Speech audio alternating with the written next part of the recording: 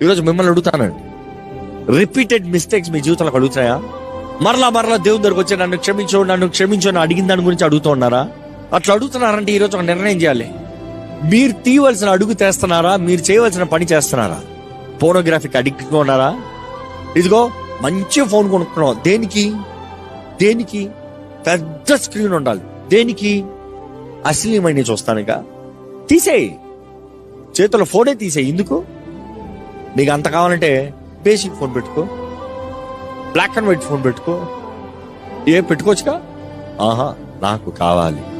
శోధనని అనుమతించి శోధించబడి దేవా నన్ను రక్షించడం అంటాం వెర్రితనం అండి.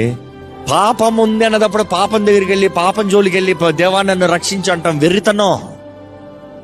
ఒకటి, నీ దేహాన్ని అదుపులో పెట్టుకో, దేవుని ఆత్మ సహాయాన్ని అడుగు.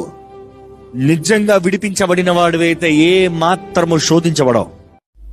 ఈ సంవత్సరం నువ్వు జ్ఞాపకం చేసుకోవాలి, ఏదైనా సాధించాలంటే పోరాటాలు వస్తాయి, అవమానాలు వస్తాయి, నిందలు వస్తాయి, వ్యర్థమైన వ్యక్తులు ఎదుర్కొంటారు, దూషకులు ఎదుర్కొంటారు.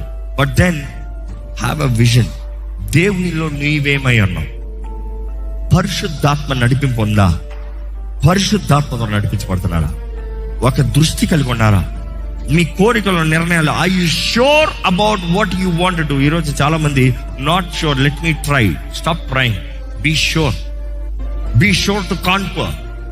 అందుకని చాలా మంది నాట్ షూర్ కాబట్టి ఒక చిన్న పోరాటం పడతాయి, ఆటంకాలు వచ్చి ఆపేశానంటే. దేవుడి చిత్తంలో వెళ్తే ఆటంకాలు రావని ఎవరు చెప్పారు? ఆటంకాలు వస్తాయి, అభ్యంతరాలు వస్తాయి, అవమానాలు వస్తాయి, హింసలు వస్తాయి. కానీ అన్నిట్లో దేవుడు నీకు సమస్తము, ఆయన ప్రేమించే వారికి సమస్తము సమకూర్చి జరిగించే దేవుడు అండి.